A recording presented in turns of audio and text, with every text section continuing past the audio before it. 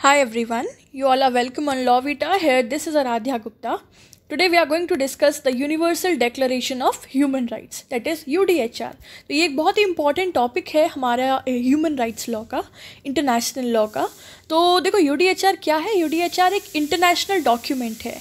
एक international document है जो कि ह्यूमन राइट्स के प्रोटेक्शन के प्रोविजंस प्रोवाइड करता है, बहुत सारे राइट्स इंश्योर करता है which are ultimately the human rights.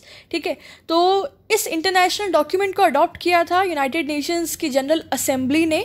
और कब किया था? 10 दिसंबर 1948 को इन पेरिस, फ्रांस. तो ये बातें ध्यान रखनी है. ये एक इंटरनेशनल डॉक्यूमेंट है जो कि ह्यूमन राइट्स के प्रोटेक्शन एंड प्रिजर्वेशन की बात करता है. ये जनरल असेंबली ने अडॉप्ट किया था 10 दिसंबर 1948 को इन पेरिस.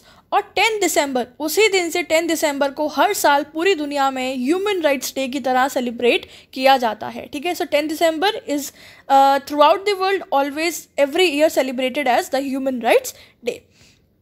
अब 1948 को तो ये हमारा यूडीएचआर जो है वो अडॉप्ट कर लिया गया था.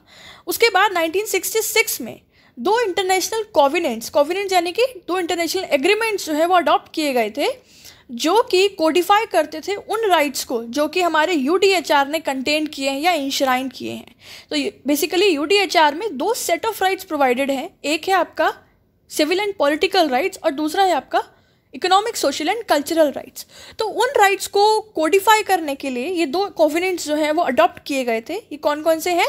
The first is International Covenant on Civil and political rights and the other is International Covenant on Economic, social and cultural rights. तो ये आपके अडॉप्ट 1966 में कर लिए गए थे, लेकिन ये इन्फोर्समेंट में आए थे 1976 में, 10 ईयर्स के बाद. तो बात समझ में आ गई. यूडीएचआर में जो सेट ऑफ राइट्स प्रोवाइडेड हैं उनको कोडिफाई करने के लिए 1966 में ये दो इंटरनेशनल अलग अलग कोविनेंट्स जो हैं वो अडॉप्ट किए गए थे. आने वाले लेक्चर्स में हम इन दोनों कोविनेंट्स को भी सेपरेटली डिस्कस करेंगे. ठीक है, UDHR along with the two covenants and the protocols comprise the International Bill of Human Rights. तो Universal Declaration of Human Rights इस डॉक्यूमेंट प्लस ये जो दो इंटरनेशनल कोविनेंट्स थे प्लस और जो प्रोटोकॉल्स जो हैं UDHR से कनेक्टेड हैं, ये सभी मिलके they comprise the international bill of human rights. तो आपको ध्यान रखना है international bill of human rights में क्या क्या चीज़ें कंप्राइज्ड हैं. ठीक है, ये सब चीज़ें मिलके बनती है international bill of human rights. These documents have laid down the foundation from which other treaties and other declarations have been adopted. और कहीं ना कहीं ये जो डेक्लेरेशन था, यूनिवर्सल डेक्लेरेशन, इसने एक फाउंडेशन लेड डाउन कर दिया जिसके माध्यम से कई सारे और डेक्लेरेशंस, कई सारे और ट्रीटीज़ और आपके डॉक्यूमेंट्स जो हैं वो अडॉप्ट किए गए थे for the preservation and promotion of human rights. तो कहीं ना कहीं it laid down the foundation. Although the declaration is not legally binding, but these rights have been enshrined in many countries' constitution and national laws. भले ही ये जो document था ना, ये जो डेक्लेरेशन था ना, ये कोई लीगली बाइंडिंग नहीं था. ये किसी भी कंट्री के ऊपर, किसी भी नेशन के ऊपर कोई ऑब्लिगेशन इम्पोज नहीं करता है that you have to follow the principle और द प्रोविजन जो कि यूडीएचआर प्रोवाइड कर रहा है. It was just a mere basic principle. ठीक है, एक बेसिक आइडियोलॉजी था, इसमें कोई लीगल इन्फोर्समेंट नहीं था. लेकिन बावजूद इसके हम अगर आज के डेट में कई सारे कंट्रीज़ के कॉन्स्टिट्यूशंस या नेशनल लॉज देखें, उसमें हम ये चीज़ देखते हैं, we can easily see that कि जो यूडीएचआर में राइट्स प्रोवाइडेड है ना, वो बहुत सारे राइट्स जो हैं कई सारे कंट्रीज़ की कॉन्स्टिट्यूशन एंड नेशनल लॉज में इंश्योर किए हुए हैं. हम देख सकते हैं कहीं ना कहीं कितना ह्यूज इम्पैक्ट डाला था यूडीएचआर ने towards the protection of various rights of the different communities of various vulnerable groups. तो ये एक बेसिक जिस्ट हो गया यूडीएचआर क्या है और कैसे इन्फोर्स में आया. अब हम लोग डिटेल में जानते हैं कि प्रिपरेशन कैसे हुआ था इस डॉक्यूमेंट का. So the draft of declaration was prepared by a drafting committee which was appointed by commission on human rights. तो basically commission on human rights ने एक कमिटी अपॉइंट की थी, ड्राफ्टिंग कमिटी, जिसने इस डेक्लेरेशन का ड्राफ्ट प्रिपेयर किया था. समझिए ध्यान से, कमीशन ऑन ह्यूमन राइट्स जो एक ऑलरेडी एक कमीशन है, एग्जिस्ट करती है, उन्होंने एक ड्राफ्टिंग कमिटी अपॉइंट की जिसने इस डेक्लेरेशन का, यूडीएचआर का ड्राफ्ट प्रिपेयर किया था. Eleanor Roosevelt was the chairperson of UDHR drafting committee that drafted the articles.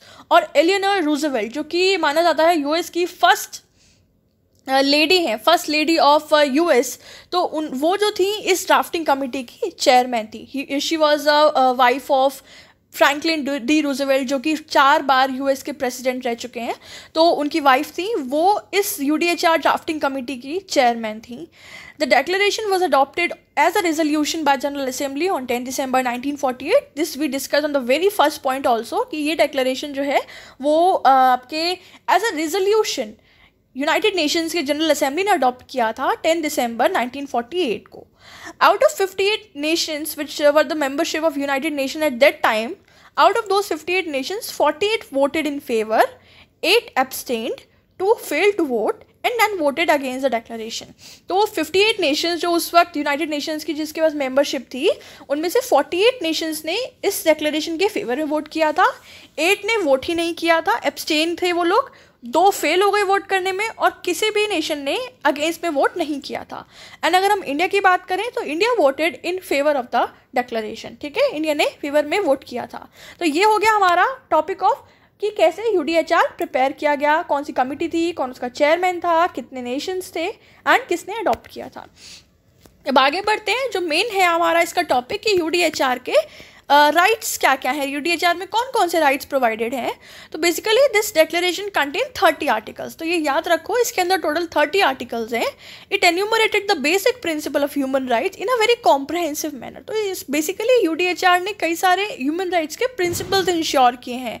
Out of 30 articles, 21 articles enumerate civil and political rights and 6 articles cover the economic and social rights. तो देखो 30 articles में से आपके 27 articles जो हैं वो rights की ही बात करते हैं, जिसमें से 21 article civil and political rights की बात करता है, जो पहला सेट ऑफ राइट है, और जो 6 आर्टिकल्स हैं वो economic, social and cultural rights की बात करते हैं. ठीक है, हम लोग देखो सारे आर्टिकल्स नहीं डिस्कस करेंगे यहाँ पे. मैं आपको एक बेसिक जो एक ओवरव्यू है वो दे दूंगी कि कौन कौन से article civil and political rights थे एंड कौन कौन से इकोनॉमिक एंड सोशल राइट्स. तो पहली बात करते हैं सिविल एंड पॉलिटिकल राइट्स की. सो आर्टिकल 2 से लेकर 21 तक they deal with the civil and political rights. जैसे कौन कौन से, हम यहाँ पे सिर्फ कुछ लिमिटेड एग्जाम्पल्स लेंगे.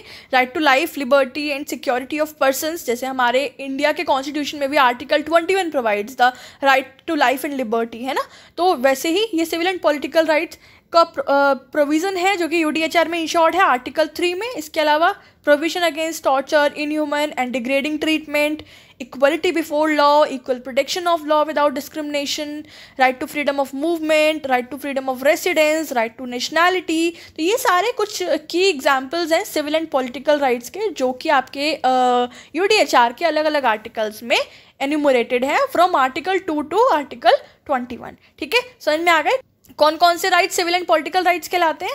Basically these are those rights which are essential for the protection of right to life and personal liberty. Basically एक पर्सन की को डिग्निफाइड लाइफ सस्टेन करने के लिए, जीने के लिए जो राइट्स चाहिए होते हैं, ये वो राइट्स होते हैं civil and political rights. Political rights में जैसे क्या क्या आ जाता है कि right to election, right to vote, right to participate in the conduct of public affairs. तो ये सिविल एंड पॉलिटिकल राइट्स वो राइट्स होते हैं. ठीक है, दूसरे होते हैं आपके economic, social and cultural rights. तो ये आपके वो राइट्स होते हैं जो कि नेसेसरी हैं for a person to survive. मतलब these rights guarantee the minimum basic necessities of the life to the human beings. ठीक है, ये अगर आप लोगों ने मेरा last lecture kinds of human rights नहीं देखा है ना, आप उसको देखिएगा. उसमें मैंने इन दोनों राइट्स को बहुत अच्छे से कॉम्प्रहेंसिव वे में एक्सप्लेन किया है. तो अगर हम यूडीएचआर की बात करें तो उसमें यह राइट्स आपके एन्यूमरेट हैं फ्रॉम आर्टिकल 22 टू 27. 6 आर्टिकल्स हैं 22 टू 27. देखो 21 तक आपका सिविल एंड पॉलिटिकल राइट्स था और 22 से इकोनॉमिक एंड सोशल राइट्स हैं. So the deals with the economic and social rights which are as follow. So इसके एग्जाम्पल देख लेते हैं. Right to social security, right to work, right to freely choose employment, right to rest, right to leisure, right to education, right to participate in cultural life, etc. तो ये कुछ आपके मैंने यहाँ पे पाँच एग्जाम्पल्स आपके सिविल एंड पॉलिटिकल राइट्स के लिखे थे और 5 यहाँ पे इकोनॉमिक एंड सोशल राइट्स के हैं.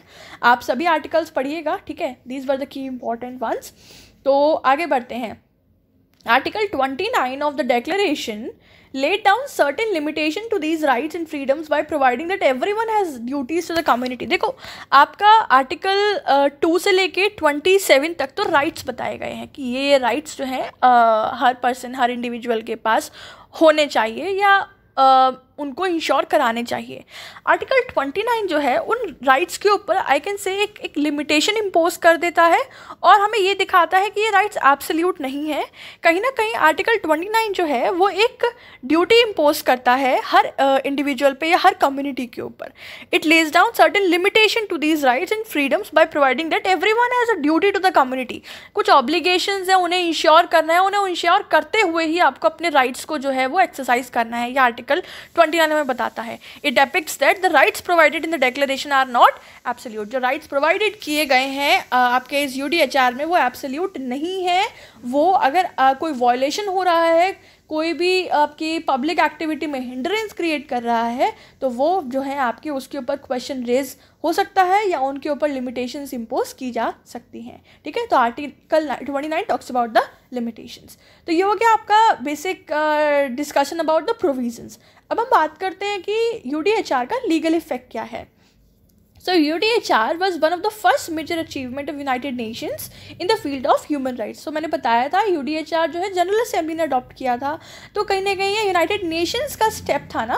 तो यूनाइटेड नेशंस का ये जो UDHR है, United declaration of human rights, ये माना गया था that it was a first major achievement in the field of human rights of United Nations. United Nations की हिस्ट्री में उसका पहला मेजर अचीवमेंट था ह्यूमन राइट्स के फील्ड में। The declaration recognize the inherent dignity and the equal and inalienable rights of all people in all nations. Basically जो declaration है इसने रिकॉग्नाइज किए कि जितने भी नेशंस में जितने भी ह्यूमन बींग रहते हैं, no matter on the ground of any discrimination, ठीक है, इररिस्पेक्टिव ऑफ एनी डिस्क्रिमिनेशन, उनको भी इक्वल डिग्निटी इंश्योर होनी चाहिए, उनके भी सभी के राइट्स इक्वल होने चाहिए और कोई भी उनको वायलेशन नहीं कर सकता है, वो सभी को इंश्योर होने ही चाहिए।